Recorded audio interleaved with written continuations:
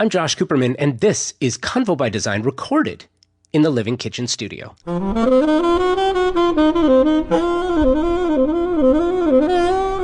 I met Erinn Valencich in 2011. I was producing the Small Space, Big Style design house. She was one of 8 designers working on this remarkable project, and you've probably heard me tell a couple of stories from this project before in other episodes. Her work, her demeanor, everything about the way she worked was professional and made her such a joy to work with. Now, many years later, I had the opportunity to sit down with Erinn again and discuss design, the state of design here in Southern California, and some groundbreaking plans she has in store for you in the coming months ahead. Erinn is starting a new business venture, a digital business geared towards making the business of design more efficient for you. And having produced this podcast for over 5 years and speaking with over 350 creatives, you have told me that this is something you desperately want and need right now to make doing business easier. So here to tell you how your business is going to get easier is Erinn V. Convo by Design is presented by Snyder Diamond. Their unwavering commitment to provide designers and architects with the tools to help create the kitchen and bath of dreams for their clients is unmatched. Why? Well, you have amazing service, for one, and world-class products that help make homeowners remarkable in the kitchen. And with those two things combined, you get an unmistakably amazing shopping experience. And you find products that are game changers like those from Sub-Zero, Wolf, and Cove. Sub-Zero's refrigeration provides so many options with regards to finish, configuration, and width that you will find the right product for just about any space you can design. If not familiar with the Pro Series already, you must see this. Glass front or solid, side by side or over under, with options from 36 inches to 48 inches. It's exquisite and you're going to love it. Pair that with Wolf and their warming drawers for both custom look and state-of-the-art design and functionality. This is function with flair and flexibility. And if that wasn't enough, Cove dishwashers offer that Sub-Zero Wolf quality, style, and technology for a kitchen suite of products that they work seamlessly together. What could be better than that, you might ask? Well, through the Grand Kitchen event, your clients can receive 3 additional years of protection with a qualified kitchen appliance package. Details and conditions apply, so find out more by visiting any of the 3 Los Angeles area Snyder Diamond locations and visit their Pasadena or Santa Monica showrooms to see the all-new, amazing, and redesigned living kitchen. Who does have time? Yeah, it's insane. To do all this? Nobody. Nobody. And I love that we're catching up. This is the first time that you and I have spoken. We've seen each other at West Edge, and we've seen each other around, but we've never had a chance to sit down since 2012. Let's see, I have it right here. You Does it have do. a date on it? This little brochure. Yes, 2012, Warner Brothers Entertainment. That must be it. It is. So I love this. What you're referring to is, and I've talked about this on the podcast over the years. The podcast, we've been doing the show for 6 years now, and I've been talking about this on and off. The Small Space, Big Style design house, Yes. which was one of my greatest successes and one of my greatest failures at the same time, because I didn't record anything. I know, I can't believe that. And you're a broadcasting guy. And I'm a broadcasting guy and didn't record any of it. But I have been circling back, finding people who have been involved. And I've got the greatest story for you. And I don't even know if you know this. Tell me. But I ask designers often, tell me about the room that went wrong. Tell me about one of the greatest failures, or just like, if something went wrong, it went wrong, and what did you do about it? Because I love the problem solving. Creatives, designers, you're so creative. Yeah. And problem solving is what you do. Mm-hmm. Do you know that your room, your space at Small Space Big Style was my oh no moment? Was it? In my career. Oh my gosh. Do you know why? No, tell me. Oh my God, I love this. Okay. So that beautiful bathroom that you designed. Right. And I remember the red faucets. Yeah. Your room was just stunning. So in the bathroom, about We opened it at such the wrong time. It was in September in Hollywood, and it was hot. And the trades that were there, everyone left the sliders open and cranked the AC on for like 3 days, 24/7, while they were working on it. I came into the space a day and a half before we opened. Okay. I walked into your bathroom, and along the side against the bedroom, what happened was the coils had frozen over, and then everyone shut the AC off, and they spilled over the basin. It spilled down the wall, gosh. and I walked in to, like, seriously, a 1.5 foot, 12 inches, seriously, a water bubble that was stuck between the wall and the paint. Oh my gosh, that's crazy. Because you had just painted it, Yeah. and it was stuck, and I was completely panicked, as you might imagine. Right, of course. What do you do with this? I had no idea. Do I pop it? Do I call someone? Yeah. Do I leave? Yeah, do I leave? Pretend I never saw it? But I've got basically 48 hours, less than 48 hours, to figure out how to make this happen. And by the way, Erinn's not here, and I'm not calling her. Right. I'm glad you didn't. Right? I'm figuring this out. So I figured out. Now, that's never happened since. I can't imagine it will ever happen again. But should it happen, I know what to do. Oh, good. What do you do? Because So- I know what I would have done. Okay, what would you have done? I would have popped the bubble and let the water come out and dry out the wall How would you have popped it? with a knife. You would have just. Anything sharp. Yeah, you would have just. But see, my family, my mom had a painting business for 30 years. Yeah. So, like, I'm very comfortable just popping holes in walls and patching them and painting them over again. Yeah. But you got to get the water out. Number one. So Yeah. it doesn't go down the wall and ruin other things. So you know what I did is we had the shops at Warner Brothers, who were one of our Oh, partners. yeah, I remember. Right. And they did this. They did some amazing features on the house with the paint. So I called their paint department. I'm like, what do I do? They said, okay, well, here's what you do. Go get a pin. yeah, just pop a little hole and it'll drain out. Don't pop a big No? hole Yeah. with a knife. Put like 1,000 little holes in it. And it'll just so weep. so it weeps. So it doesn't pop it, but it weeps out. And they said in about 20 minutes, 25, 30 minutes, all the water will be out. Right. And which is those little miniature holes. which is exactly what happened. And then I had a bag because it stretched out the latex paint. So they said, then what you want to do is take a hairdryer and dry the paint even more, and Shrinks it it'll back start up. to shrink. Genius. And then you'll be left with some overhang and some creases, and you're going to just have to do surgery on that, which I did.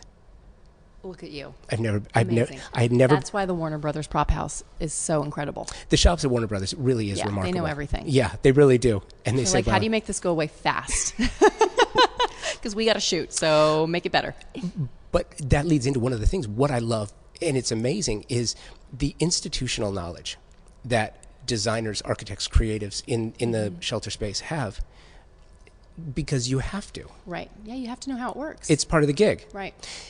Your institutional knowledge comes from family. So your grandfather was a cabinet maker. Your dad was an architect. And so you kind of came by this honestly. Yeah, absolutely.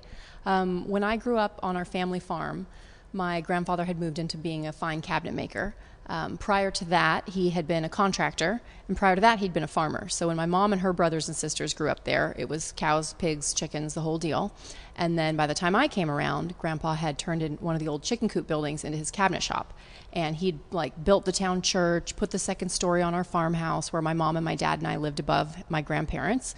And his oldest son, Warren, and him were, fine cabinet makers. So I went out, daily as a kid and played in the scrap wood and made Barbie sofas, as one does. So I grew up around this family of makers, and my grandfather was an incredible inspiration, a wonderful man. And my dad had studied architecture briefly right under Frank Lloyd Wright, which was really cool, and then discovered that he really loved landscape architecture. So he followed that passion. And then my mom had a painting business, and she was flipping apartment buildings in the 80s before that was even a term. So she and a partner were buying up old buildings, painting them, refreshing them, and then selling them. And then she had a crew of 30 painters that they had a big commercial painting company that she ran. And then when I was 9, she's like, okay, we're done with Sacramento. Let's go to LA. And she and I moved to LA, and she started doing more decorative finishes, you know. So she was an artist. She drew and painted really well, like fine arts and crafts and jewelry making and all that stuff. So we were always living in fixers. Every house was a project. We were going to the Rose Bowl the second Sunday of every month, and going to the flea markets on the weekend and swap meets and garage sales as a kid. And I mean, we bring home projects. She still has a garage full of projects. That is so great. It's fun. There's something too about, because there really is there's two approaches to this. One is the find and make your own, mm-hmm. or buy it as you already want it, mm-hmm. right? And you tend to come from, I mean, obviously you have to practice both, but the find and make it your own, there's a certain amount of joy. Yeah, that comes out of that. I'm definitely more on the maker, on the creator side. I mean, that's really how I started my furniture business, is after I had a career kind of doing media-based design, I call it, for about 6 years. I worked for a woman who had 2 shows on HGTV named Susie Coelho. She was amazing. She wanted to be the next Martha Stewart when the term lifestyle expert was, all the rage. And this is like 20 years ago. So we had 2 shows on HGTV. We were doing makeovers for The View and The Today Show and Oprah, and spokesperson endorsement deals with TiVo and Betty Crocker and all these big brands, Maxwell House, bringing their brand alive, doing lifestyle segments. And I learned a ton about PR and marketing from Susie. And then after that, for 6 years, I was like, I need to start my own business. It's time. I was 24 years old. I'd been working long enough for someone else. And so friends of mine were coming to my apartment that I redid in Silver Lake, and it was all like, I stood on the ladder at 11 o'clock at night and faux finished the Spanish wood beams that had been painted a hideous shade of turquoise by the previous tenant back to look like wood, because I grew up with this artist mother, and I can paint and I can draw. If I ever wanted to skip school as a kid, she'd be like, cool, you're coming to a job site. Here's the sandpaper, here's the bucket, paint the baseboards. She put me to work. So I can probably paint better than most contractors, personally. So my friends were like, you should be a designer. Your place is amazing. And I was kind of like, what? Everybody doesn't do this? Like, you don't just make it pretty? This is just natural to me. And they were like, no, crazy pants. This is not what everybody does. So, so I started my design firm when I was 24. I had no college education. I skipped that altogether. I got out of high school a year early, went straight to work, decided I didn't want to be a doctor or a lawyer or an architect that needed a degree, and I would just figure it out on my own. So I started my business with $3,000 and took pictures of my apartment and knew how to knew great graphic designers, knew how to create a beautiful image, and knew how to market and do PR based on my 6 years with Susie. And so just launched a career. That's awesome. Interesting too that you didn't just launch a career, you've also developed the career over time. Mm-hmm. So you had the design business. You still have the design business. Still do. You started the furniture company. Do you still do that? Still do that. Okay. Yeah. We make custom furniture here in LA. We have an 80-piece collection, and we're in 8 showrooms around the country. So in LA, I'm at Quintus in the PDC, in Hune in San Francisco, Style Library in New York at the D&D, all over the country. How did you start that? So that came from that maker's element. Growing up watching my grandfather make cabinetry and furniture. When I started my design firm, I was like, well, I need a sofa that fits like this shape, and I like this leg, and I like that back, and I like that pillow. So I guess that's 3 sofas in one. Let's go figure out who can make it for me. So I started making cabinetry, wine rooms, bathroom vanities, kitchen cabinets, sofas, tables, beds, everything for my projects. We made typically 80% of what we put into a home. And so that just started naturally, that furniture was a big part of that. And I realized I love furniture design. Going back to that Barbie sofa when I was 8, I mean, it was like destined. And so I've been, working with incredible artists in Los Angeles since then, and artisans and makers. And then in 2011, decided to launch a showroom and make it actually like a real business. Because I'd been making furniture for other designer friends. They were like, wait, you're making that? How are you doing that? Can you help me with this and that? Or I saw a chair you had in your project. Where'd you get it? I'm like, I designed it and I made it. And they're like, wait, I want one. So it started naturally. And then I always knew I wanted to get into product design. And so then that started with a 5,000 square foot showroom on Robertson. We did that for 3 years. Happily checked that off my bucket list of definitely don't need a retail store. Thank you. That was fun while it lasted, but I'll let the professionals in the showrooms deal with that. And I will just design and market beautiful product. There's so much to unpack here. I want to start though with the showroom experience. Mm-hmm. Because I think you nail it. You nail it right? Can check it off your bucket list. Don't have to do it again because you can say you've done it. You've been a showroom owner and you have that experience, and now you've also got that, again, back to institutional knowledge, and you understand all the things that go into it. What were the good things and what were the not so good things?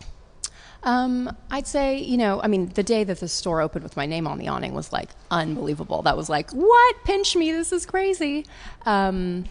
And it was certainly fun to design, but it's a big, expensive, costly beast. And, a part of being on the street is people come in, retail clients, and they want to take it home. Or, even designers, they come in, they're like, I need 2 weeks, I need stuff. Can I take things? And you're like, I really want to sell you stuff. So what do I do? Do I not? Do I, And so we would sell off the floor, which meant then the floor was constantly having to be refreshed and redone. And I'd go on a business trip and I'd come home and go into the store and like half of it would be gone. And I'm like, oh my goodness, what did we do? And they're like, we just, sold it all. I'm like, okay, that's great. But we can't keep doing this. So that part of it was hard. I felt like I had a baby that I just really had to, but you have to watch a baby. You can't go and just turn your back and leave. And I didn't want to be stuck in there 24 hours a day, 7 days a week. Like that's not where my value is. So it also taught me though that the product, I can design anything, and a designer can design a lot of things, but it doesn't mean that designer is going to live with a lot of things. So of the things that I designed when I launched 90 pieces out of the box, there were definitely pieces that I loved, but then I found they didn't sell. And when I really had to boil down, what is it about the pieces that sell that I design, and what is it about the pieces that I design that don't sell? And it's that the pieces that I would buy personally and put into my home are the pieces that sell. So whatever it is that I'm putting out in the universe as the brand of Erinn V, it really needs to be genuinely what I would use and what I would sell to my clients and I would take in my personal home, and those are our best sellers. And the pieces that are things that I love, but like I probably wouldn't buy it, nobody else is going to buy it from me either. If you had it to do over again, was 90 pieces to start too much? Well, I think for us it really became more about we had a huge space. We had 5,000 feet. We needed a lot of furniture to fill it up. But you need a lot of money to do it right. And we were doing it on a budget, and that was constantly always a battle, because it's like, I want it to look a certain way to sell a certain vision, but when you're bankrolling the whole thing yourself and you don't have millions of dollars to spend on your build out and on your prototyping, it was always this kind of dance of like, is this good enough? Well, that'll be fine. Or, having those holes in the floor because we didn't have a huge inventory either. Did you feel the need to put everything that was on the floor was your own design, or were you stocking other works as well? We were not stocking other works, but we did have vintage pieces. So we had one-offs that were like refinish or recover, or that just came to us by many different ways. But for the most part, the majority of the furniture was mine. We had rugs from Caravan and a few other dealers and locally that would, consign product to us that we'd sell, and art from art galleries like Fresh Paint and John Wolfe, some really great, gallerists that were putting product on our walls because we wanted to sell it, but we didn't want to make it. And we had lighting and other things, accessories. We did really well with accessories and, that small stuff that people could come in and take. But to push a furniture collection, you really need to be in a furniture showroom where designers are. If that's my target market, I need to put my product where my target market is predominantly shopping. And I'd say half of our sales were designers on Robertson on the street, but it's just a different thing when you go into what feels more like a retail showroom. The mentality even of the designer is different. They're looking to just take it. They're going in because they need it now, not going in knowing, if I shop the PDC, I'm waiting 3 months. So I'm going to go in 4 months early and start the process. How did you get people to come through the front door? Because I think that there's a misconception there when people open a showroom for the first time and you tell me that you're going to swing the doors open and there's going to be a line waiting for people to come see what you got for them. And that's not the case. Well, I think I learned a lot about PR and marketing and how you have to tell them about it. You got to say something. You got to be out there constantly in their face. So we had built a database. We had a huge launch party that was very well attended with like 450 people. We had celebrity clients there. We had the press there. I had a publicist doing media for us. So it really kicked off with a big bang. And then it becomes your salespeople, making sure that they have deep relationships with clients that they can call and get in the door. But we were doing email blasts, physical mailings. I mean, everything that you do now still, like that's just kind of best business practices. But yeah, very rarely do you just open the door and they magically show up. So you got to continually stay fresh and relevant and have events and get people in. That became a really big success for us as we'd throw a party. I did a West Week wind down. We're not in the building. So come at the end of the day, we had a DJ. Again, we had 400 people show up. It was amazing. And then they were like, wow, this is pretty. And they'd come back tomorrow and buy. So we did a lot of events. And again, it's really interesting too, because knowing a lot of institutional knowledge, PR and marketing, there are so many different outlets and so many people asking for your advertising, marketing, promotional budget. Yeah. Between the magazines and, some broadcast, a lot of digital. There's a lot of people out there looking to make it happen. It's not that easy. And knowing that, on the email side, you create a database, unless you feed that database properly, right? Your open rate is really low. So how do you get the engagement? Same thing on social. It used to be, you put a picture on social, it's like people would actually comment. Now you get a like, you get a view, but you get no real engagement. So I think it's all part of evolution. Yeah, It's just natural. Like you change your hair, you change your clothes, you eat something different today than you did 3 years ago, and business is the same. Although it's the same, it's very different and it's evolving. So even though we still need to communicate to let people know we're there, the communication channels change. Then they get flooded. So there's that evolution of, okay, now everybody's on Instagram. So you're not as special anymore as if you were a first adopter. So how do you get more likes, get more views, continually making that communication that you send out from your brand more genuine? People want to see the behind the scenes, take down the curtain, show them how it works. So show more factory shots in your stories and things like that, but make sure that you're also putting out something that is lasting and beautiful. And I always say that to my, fellow designers and such, is like, if you went to your Instagram and wouldn't follow you because it's just not pretty, then stop posting the pictures of whatever random stuff you're posting, Like, think about it that way. Like, have a hard look at what you're putting out. So true. Would you follow you? And if you wouldn't, rethink what it is that what is that you actually want to say and be putting out there. And then people will get interested. It's so true. Getting your line into other showrooms. Did being a showroom owner yourself help you understand and navigate that? I mean, I'm sure it did. At the end of the day, though, they look at you for your branding, right? So again, they're looking at, that's a hard look from the outside. How good is her website? Is it pretty? Is it elegant? Is it designed well and on par with my other manufacturers? What are the sales tools they have to offer? It's not just, do I like the product? It's the whole package.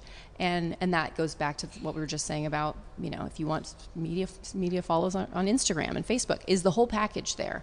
You can't just have a pretty product. You really have to understand all of it. And I look at, the furniture sales business much like being an actor or an actress. When I was younger, I thought I wanted to be an actor when I was a kid. And I had an agent when I was 11, 12, 13, and I was going on commercial auditions, and I was terrified because I was so shy. I was like, why do I want to do this? This is miserable. But for whatever reason, I thought I did. And, I had a great agent, and you get that great agent, and you expect the movie deals to just come running, and you expect the Disney commercial that, pays you hundreds of thousands of dollars that'll change your life will just happen. And it doesn't. Your agent gets 10% because they do 10% of the work. And showrooms are the same. They take a small piece of the whole pie because you still have to run your business and you have to drive traffic. And they're there to help and to really, navigate a lot of that for you. But you got to put the branding out there. You got to have a beautiful website. You got to have, tools going to designers that they need. Like, you've got to participate. So it definitely helped my understanding of the whole process of having a showroom. But at the end of the day, it kind of still comes down to the same thing, like connecting on a one-on-one level with a human and asking them how you can help. You're listening to my conversation with designer and entrepreneur Erinn V. She is breaking new ground in digital design. You know who else is doing that? Article is an online-only furniture company inspired by mid-century style and Scandinavian simplicity. As a design trade professional, you are going to love the style and quality of Article furniture. Here's the best part. Article's created a trade program specifically for busy designers like you. So check this out. Joining the trade program is absolutely free, and there is no minimum for you to start receiving trade discounts. You know how popular mid-century modern and modern design is right now. And your clients are going to love this. And now you have some help from a company like Article. What's more, they have exclusive designer pricing that cannot be found elsewhere for less. They offer standard 1-year warranty on all Article furniture and the shipping. The shipping, flat rate in most cases, if not free, and it's fast. Stock items ship in 2 weeks or less. They handle special invoicing, tax-exempt purchasing, and the customer service is staffed by design professionals. These are real people who know exactly what you're trying to accomplish, and they have the authority and the know-how to help you get what you need. For all the details and to sign up for Article's trade program, please go to cxd.article.com. CXD as in Convo by Design. cxd.article.com. Thank you, Article. Okay, back to a fascinating conversation with Erinn V. Not just having resources, but being able to use the resources that you have. Right. Along those lines, you have a new project. Mm-hmm. This is really exciting. We were talking about digital. Yes. And we were talking. There is a big transformation taking place in the design space right now, and it's digital and it's online and it was really slow to come, and I'm so slow. I'm surprised. Are you surprised that it's taken so long to get to this point? And now where you are, you're easing a lot of pain points. Mm-hmm. Yeah, so I've started a new company called StyleRow. It's been about 3 years in the making, and we're a platform for designers and architects to not only source furnishings and be able to find all the furniture, lighting, and rugs, and art, and wallpaper, and wall coverings that they love from all their big brands in these design centers, but we're building software to power their business. And years ago, probably about 3 years ago, which is when I was like, okay, I have to fix this. I thought for my design firm and my furniture brand, there has to be a better way. Like the logistics, the back end, the paperwork, the business of the business that nobody likes to do or wants to talk about, but it's 80% of it. It was just terrible because, we have all this flow of communication with the digital age has just increased communication, right? You used to have to just call a human, and then now you could email them, and now you could email 100 humans in minutes. And they can all ignore, reply. Or they can all ignore you. Or they can all ignore you. And now you're getting 250 emails a day. You're getting Instagram messages and Facebook messages from clients and vendors and friends and trade. And you're like, the communication is like shotgunned around the design office. And yet we are all holding pieces of paper in our hand, like figuring out, how do I get the paper in the computer? And then how do I get the computer to give me the paper back in a different way so I can give it to somebody else so they can put their paper in the computer? And it's just kind of silly, but that's what we're doing. And yet we look at the computer and the phone and we're like, you should be revolutionizing my world. But nobody built software that actually mimics the way the design office needs to work, and the same on the furniture brand. So I'm looking at that business and that team, and I'm paying people to do data entry, which is the same data entry I just did on the design side. So you call up a showroom, they give you a quote. So they're doing the data entry too. Like they have to enter all those products into their system, then they have to configure what you want, and they email you a PDF of a quote. Now I have to take this digital thing and put it into my system to send them back the same thing they just sent me. It's ludicrous. And then I'm a brand. So then my showroom is sending me that same order, and I'm watching us all do it 3 times. And we're ordering 300 items per project for a house when we're designing a house. Easy 300 items. And we have 4 financial transactions around each of those 300 items. We get the deposit from the client. We pay the showroom or the brand. We get the balance from the client. We pay the balance. And yet no one has solved this accounting nightmare that is design. And every designer runs the same. Every designer has the same problems. I've talked to all of them, the big, the small. When you ask them about that side of the business, they're like, oh, God, but I love what I do, And so I was like, okay, well, we need to work smarter, not harder. So someone needs to solve this problem. I guess it'll be me. And that's where StyleRow came from. I was like, we need a design process that just mimics how we work. We need to share inspiration. We don't want to start in Pinterest and then leave it because it doesn't do anything, which is what happens. And Pinterest wasn't meant for designers and clients to collaborate. That's not what Pinterest is there for. It's meant to just save pretty things. You can reference them later. It's not a team tool. And we are a team. Either the designer and the client or the design team, all of the vendors, we're running huge teams. We're like a football team. When you really look at the amount of humans that we interact with to get one project done, Pinterest isn't made for that. So we need a better way to share inspiration. We need a place to actually save all the products the design firm loves to sell. I mean, where do you save that digitally? Nowhere is the answer. Like maybe some are in your invoicing software, but it's not really, again, meant to like resell product. It's QuickBooks. It wasn't meant to be shared and to resell from. And so we built a digital product library. That's the first tool we're launching with StyleRow. We have designers using it this month or in beta, which is exciting. So a whole design firm can collaborate around what they love. You know, I have interns coming in years ago and they'd be like, so I need to look for lamps for Susie's bedroom. Where do you like me to shop? And I'm like handing them a Word doc with websites and passwords. You know, it's like, how am I not able to just create a central database of everything that my firm loves? And you go into a showroom and you take hundreds of photos. I have 26,000 photos in my iPhoto, and it's all a product I want to sell. Tables, lamps, rugs, doors, you know, inspiration. I can't tag it. I can't sort it. I can't share it with my team. Again, because iPhoto isn't meant for people to be shopping out of it and reselling from it and sharing amongst a team. So designers can upload all the pictures they love, tag them by the product, tag them by the showroom so that anyone on their team can find it later. It's like, we need lamps for her bedroom. Great. Go to our lamps. Boom. It's all there. And then in order to get some of those efficiencies going, I'm like, I want to be able to drag and drop product into an invoice. I want to stop this ridiculous quote, purchase order, manual entry, you know, game that we have going on. So if I want to drag and drop product into an invoice, I need the product in a platform where I have all the data. I have the price, the size, the SKU, the options. So that's where our marketplace came from. We built an incredible, powerful marketplace. And what does that mean? That means all the brands and showrooms together in one place.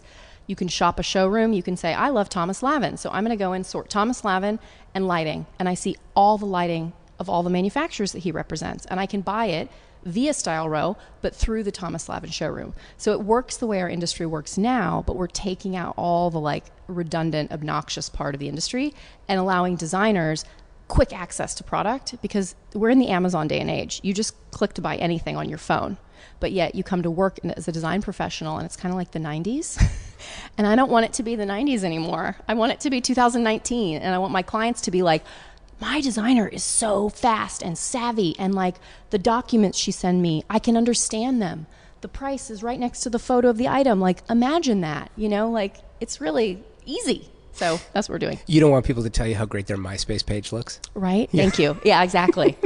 It's like when I still see a purchase order come across my desk that says, fax back your credit card authorization form. I'm like, oh God, are we really there still? Because I haven't owned a fax machine in like legit 15 years. Like, I know, right? I don't know what we're doing with that. Right. That should not be on anybody's credit card authorization form. There shouldn't even be a credit card authorization form. Why is there even a form? Like, I can Venmo you money right here, right now. You know, you can Venmo a stranger. I pay a tip to the nail salon girls via Venmo, you know, and yet here we are doing millions of dollars of commerce together, and I'm filling out a credit card authorization form. It's just, it's the 90s. It's painful. And it's right next to your pager number. Totally. Right? Yes. It is so funny that you talk about that. So at West Edge Design Fair this past October, Convo by Design presented all the programming. Mm-hmm. And the first event that we did was brand development for creative types. And I went through, over the course of 6 years doing the podcast, something really interesting has happened because I ask a lot of questions. What you're talking about is 100% true. Yeah. In my research. Awesome. I have found, I have found that designers, on average, are spending 110% of the time that they have allocated to do their job. Easily. Absolutely. 110% of the time to do that they have allocated to do work. And that's not, designers don't work a 40-hour work week.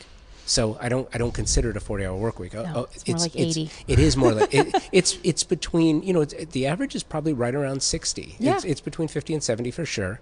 Clients call us at 10 o'clock at night on a Friday. Yeah. They're messaging you Saturday morning and they expect a response. They don't care about weekends. No, and when you get the email on Sunday afternoon, if you wait until Monday morning to respond to it, it's still in the back of your mind the whole time, and you're feeling guilty, and you're not going to wait. You're going to do it on Sunday. You're still working. Right. So I think on average it's 110% of the time that you have allocated, mm-hmm. which means that 10% of the time is coming from somewhere else. It's mm-hmm. coming from family time. It's mm-hmm. coming from personal time. It's coming from passion time. It's coming from things that you would rather be doing to recharge the creative batteries. And what you're saying is absolutely true, because nothing works on point. And because when it comes to specifying product or researching product or just running the business, yeah, it takes too long. And I love what you're doing. I'm a fan of Houzz. I think Houzz is a great platform for what they started, but they've also kind of gotten off, in my opinion, they've kind of gotten off track a little bit. And don't really serve the design community necessarily as well as one might think that they would. Well, but they weren't built for the design community, and that's something that you have to look at when you think about these things, right? The reality of Houzz is that it started as a Pinterest for the home, for consumers, for end users, for clients to be able to find cool, pretty things. And that's great. And then they started having success with that because people like to look at pretty pictures of houses, and they're doing projects, and they need a resource.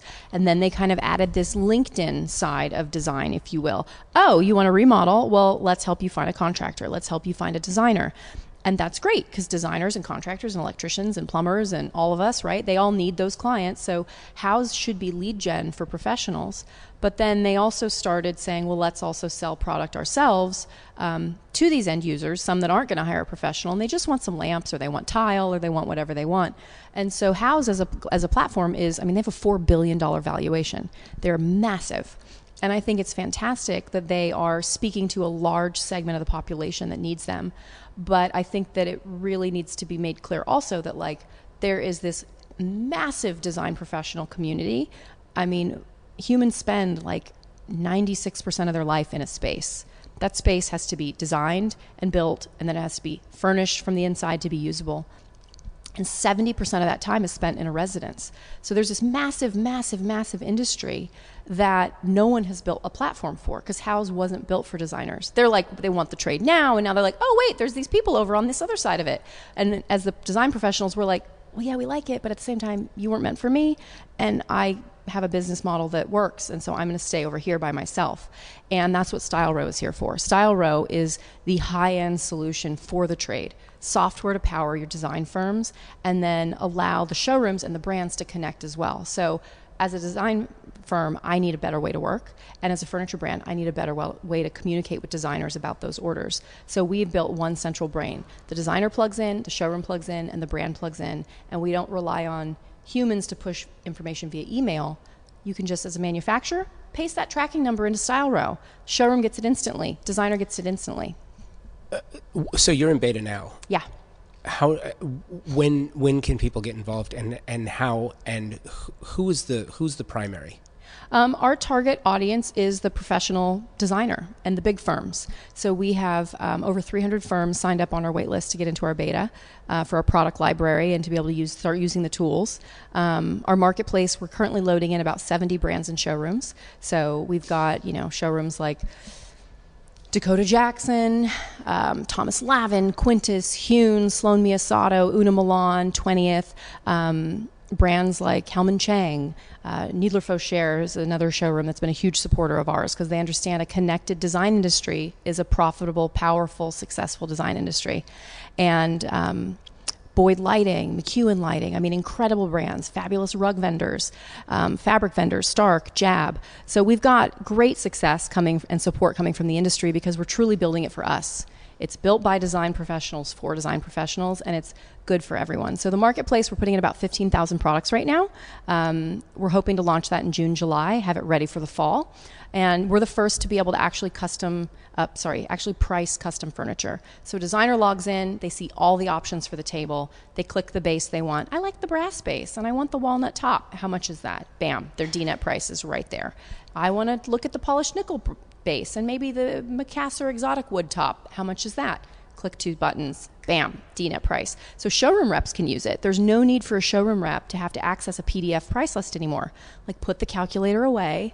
You don't need to flip to page 32 and do all this work just to tell someone how much the table is. So we built custom software to price custom furniture in a way that no other platform has. I met with some really big brands in our space, the Holly Hunts, the Lieggs of the world, and they're like, we have been trying to get our website to do what you have made yours do for years. And our tech team just says we can't. And I said, yeah, because you built a website to show pretty pictures. I built software to power an industry. And they're very different things. So if Holly Hunt wants to make their site do that, they've got to rip down the house, put in a new foundation, build the house again, right? Which of course they can do, but that's a lot of time and a lot of money. And we've done that. So we can be that platform for the industry to connect. Like you would shop on an Etsy or an eBay, you know, as the person shopping, that you're not buying from Etsy or eBay, you're buying from the person on the other side, right? Same kind of concept with StyleRow. We built the platform for the designers to shop through their showrooms from the brands that they love. Is this also a vehicle for manufacturers to stop producing those massive catalogs? I think so. I mean, as a brand, I've seen the want for paper catalogs severely decrease over the years. As a designer, I refuse them. I'm like, please don't give that to me. Do you really? Oh, yeah, I don't want that. Please, it makes me sad when I get paper in the mail that I'm just going to throw in the trash. It's not the way we work. We shop online. You talk to any design firm with anyone under 50 in it, and the majority of the young designers are the ones doing the sourcing. You know, those junior designers coming out of school, they're the millennial. And by 2025, which is only a few short years away, 75% of our workforce in design will be millennial. They're born with iPhones in their hand, and then yet we bring them to the job site, bring them to work, shall we say, and we're like, well, here's a piece of paper, and there's your fax machine, dear. They're like, what? And on top of it, the clients are getting younger. And that's what we really need to be focused on as an industry. And that's where we're coming from as StyleRow, as a business, is we need to help our frontline sales team, which is our designers, be able to talk to their clients better, share with their clients in a way that makes their client, who's spending the millions of dollars to hire the professional and build the house and buy all the pretty things, at the end of the day, most clients are frustrated. They're beat down by the process. They're exhausted. They love their house, and they're like, whew, I don't know if I would do this again. And that is terrible. If that is what our customer are, because all of us ultimately have the same customer, right? If that client isn't building and isn't buying from our designers, we're not selling anything.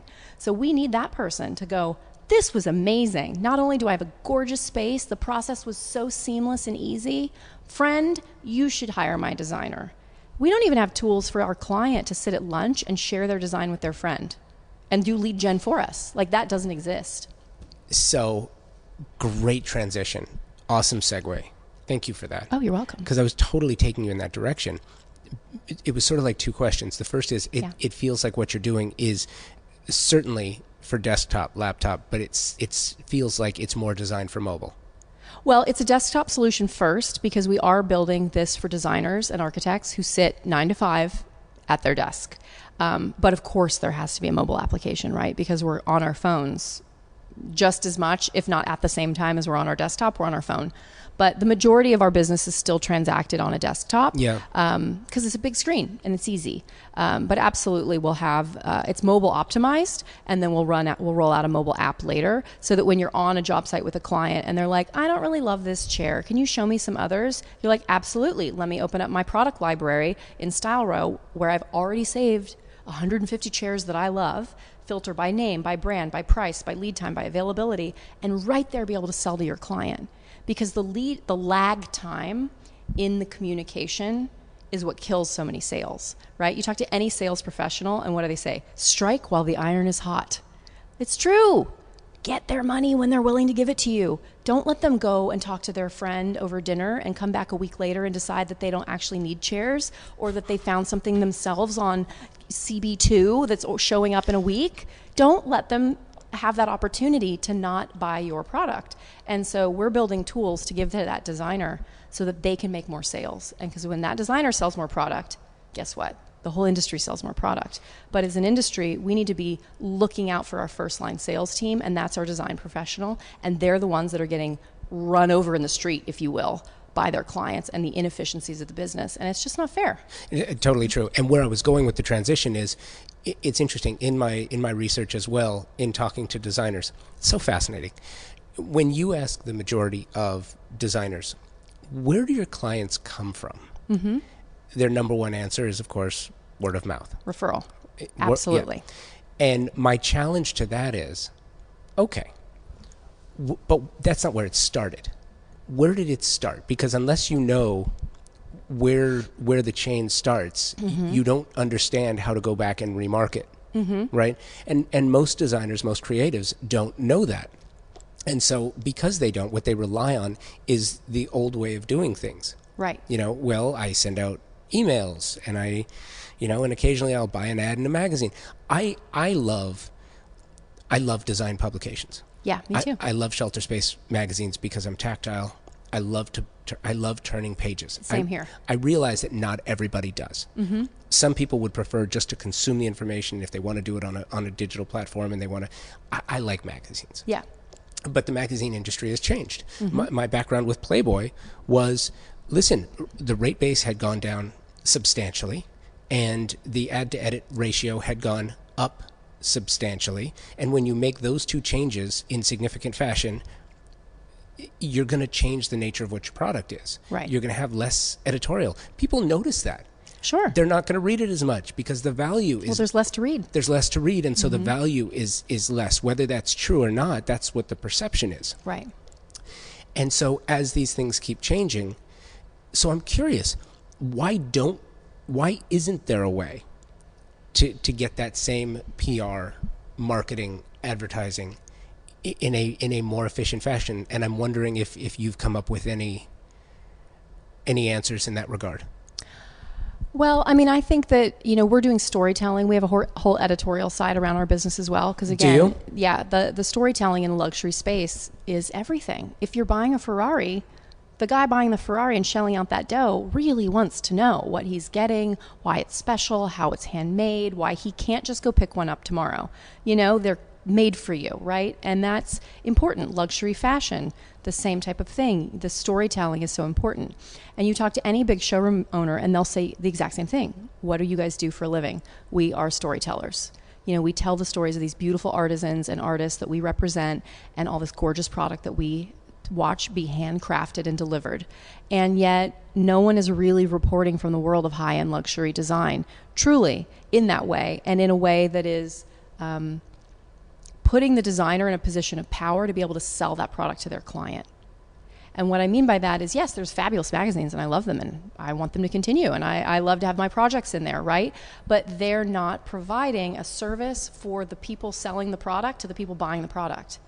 They're just showing off beautiful work of the people who, right? So what we're doing is we're telling the story of the makers, the artists, the artisans from that perspective. So those designers can come in, get really educated quickly, and regurgitate that storytelling the next day when they walk in and tell their client why they need to buy this $30,000 whatever. And why they need to wait 18 weeks is because literally you're going to have a band of people working on this gorgeous piece just for you, educating the client. That's something that comes up a lot in the design space. You got to educate your client.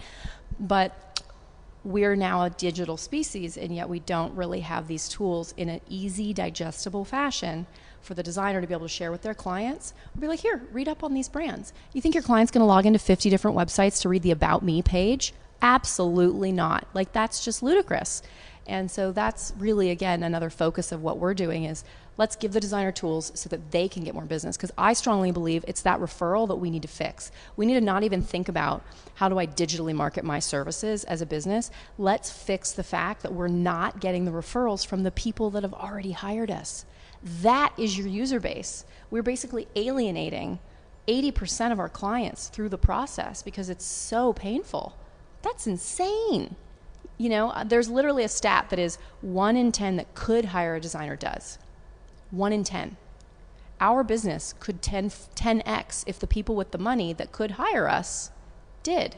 So we have so many potential customers out there that could hire designers. If only 1 in 10 is hiring a designer that could, why aren't they? Is there a follow-up to that as to why they're not? I think it goes back exactly to what we've been talking about of the clients, by the time they get through the process, the majority of them are beat down, are exhausted, are frustrated. Things were late, things were over budget, it was disjointed, the logistics didn't show up, right? And it's not all the designer's fault. There's, again, an army, a football field, a football team of people, right, working on this project. But at the end of the day, the designer gets the brunt of it. They're the person that hired all these people or suggested them and brought them in. And so you're the first person that doesn't get the glowing referral. And now, of course, I have many repeat clients that love my work, love the team, love the whole thing. And I have many that are like, oh my gosh, this process is a disaster. How do you stay in this business? And I'm like, I love it. It's pretty. I like to make things pretty. It matters. So true. Wrapping up now, I mean, gosh, this is so great. Thank you for the time. You're welcome. Thank you. Really interesting. I want your take on a couple of things. So we talk about digital. Yep. And how the space is changing. And when the space changes, the business changes, because it has to fundamentally change according to the direction it's going. You talk about the people, the clients, the potential that have the money. 1 in 10 will actually do it. We're seeing a fundamental shift in the way the business is being done because of digital applications. And specifically in design, the business is being discounted. Right. There are places where you can go to get, and I don't have to rattle them off here. You know who I'm talking about. That have you can get a room designed for $49. You can Sure. get. I was approached a couple of years ago by one of the companies, and they wanted to advertise on the podcast. Yeah. And they were explaining the business. And I said, "Wow, it sounds like a great business, but I'm going to have to say no." And I think they were shocked. They're like, Probably. They're like, you don't want my money? Wait a My minute, ad dollars? You don't want my ad dollars? And they said, you don't want the sponsor. They asked why. And I said, well, I started doing this. This is my second career. I started doing this because while I'm not a designer or an architect, I love design and architecture. Yeah. You're talking about fundamentally discounting the value of the people whose work I love to watch. Totally. I don't want them to make less. I want them to make more. Right. We want the industry to grow. Yeah. And their argument was really interesting. It was, well, listen, if more people can afford it, then more people will use designers and design services. And while I understand the argument, I don't believe that that's true. I think that what will happen is the people that were used to paying X will now get used to paying Y because it diminished the value of the service that's being offered. I consider designers to be, as creatives, artisans. Absolutely. And there is an art form that goes into this. But at the same time, the business is starting to go in that direction, which means fundamentally designers and architects, and not so much architects because there's a certain scientific approach that is based on a lot of other factors, but designers have to really work harder to prove their value. Right. Which you don't have time to do. So you have to work smarter. Along those lines, are you seeing the trend and the trend line move more towards that direction? Because I gotta believe that new designers coming into this who are raised on this way of doing business are going to be more effective. So in terms of the kind of low-cost digital design firms, as I call them, starting a tech company and having to learn how to pitch investors, how to raise tech money, how to talk to people in a different way. A lot of misconception about what I'm doing with StyleRow in the beginning is, oh, you're like a Laurel and Wolf, or you're like a Havenly or a Home Polish. And I'm like, no, those are all low-cost digital design firms. Those are design services. I'm services for interior designers. I'm not a design firm. StyleRow is not a design firm. It's a platform to power design firms. And they're kind of like, oh. So I see it as a very different segment of the market. Honestly, I always relate it back to fashion. Is H&M impacting couture? No, it's not. Is Banana Republic affecting Tom Ford? No. Is Kia affecting Ferrari? Absolutely not. And so as long as you kind of give a client or someone that's asking this question a little context, it's something they can understand. Is McDonald's ruining Nobu? No, right?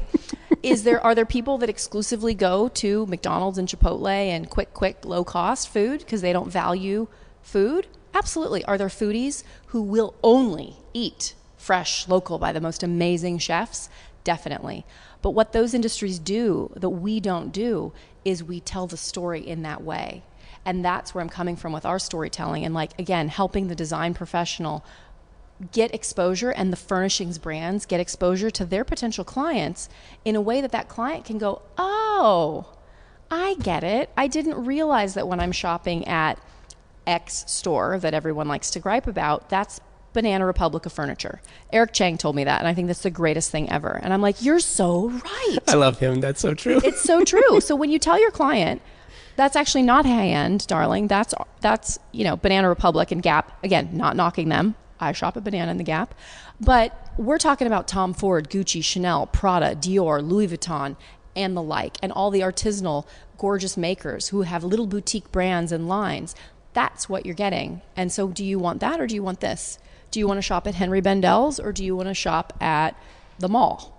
And they go, oh, I get it. So I think if we as an industry kind of start presenting ourselves that way and unify together, again, providing the tools that are actually needed by our designers to sell to their client better, you'll get a better conversion rate.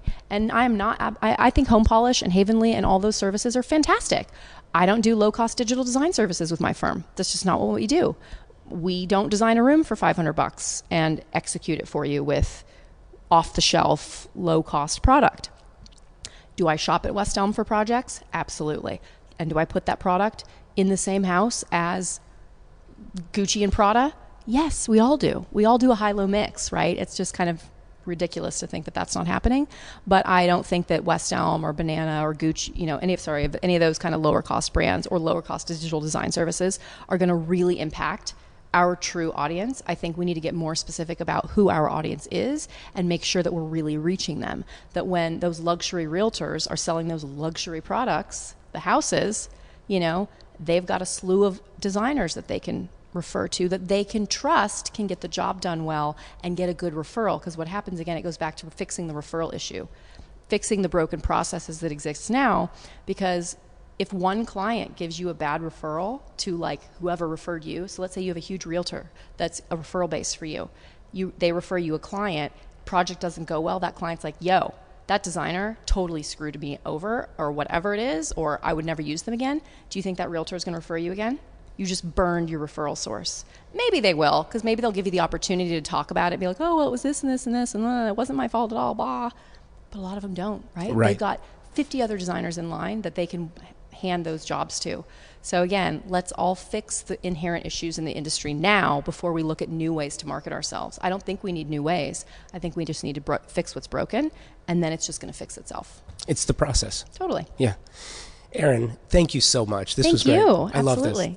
Great catching up. Same. Okay, so this is a wrap on another episode of Convo by Design. Special thanks to Erinn for joining me. Thank you to our sponsorship partners, Snyder Diamond, Sub-Zero, Wolf, Cove, Vondom, Article, and Cambria Surfaces. But most of all, thank you.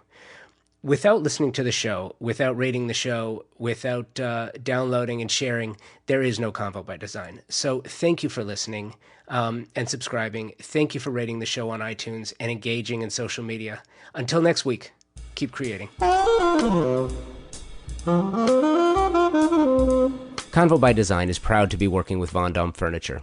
Their design culture is the key to their success. It's what pushes them to consistently create new collections that give spaces a new dimension. They create dialogue between environment and form.